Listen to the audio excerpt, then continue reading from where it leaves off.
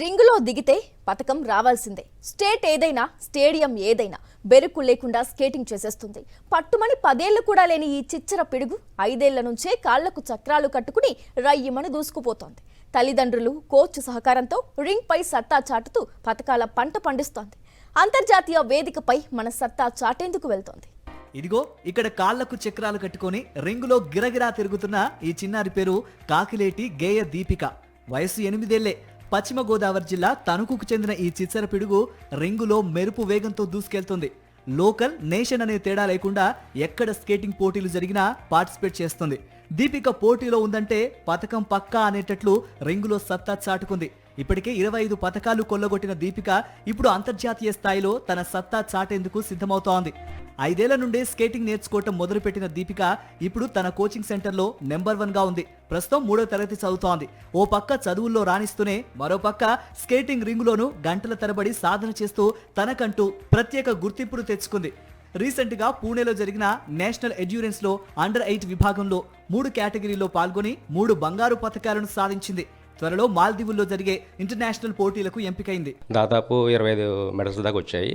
పూణేలో జరిగిన national skating ఎండ్యూరెన్స్లో 3 gold medals వచ్చినాయండి. నెక్స్ట్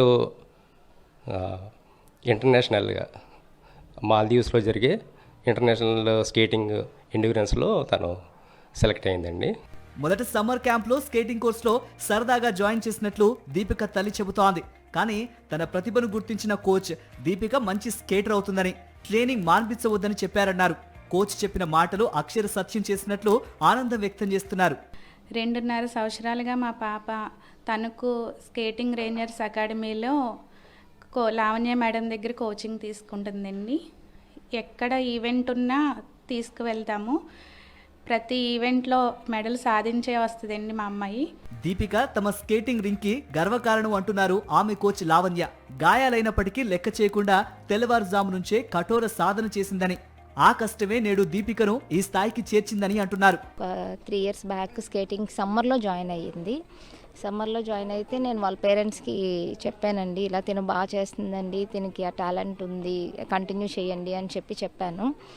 వాళ్ళ పేరెంట్స్ కూడా తనకి కావాల్సిన స్కేట్స్ అవన్నీ తీసుకొచ్చి ఎంకరేజ్ చేశారు. అంతర్జాతీయ స్థాయిలో మువ్వన్నెల జెండాను రెపరెపలాడించడమే తన లక్ష్యమని ముద్దుగా చెబుతోంది చిచ్చర పిడుగు.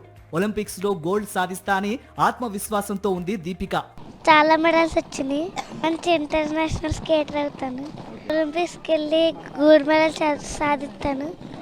దీపిక తండ్రి శివరామకృష్ణ ల్యాబ్ టెక్నీషియన్ గా పనిచేస్తూ కుమార్తెను ప్రోత్సహిస్తున్నారు.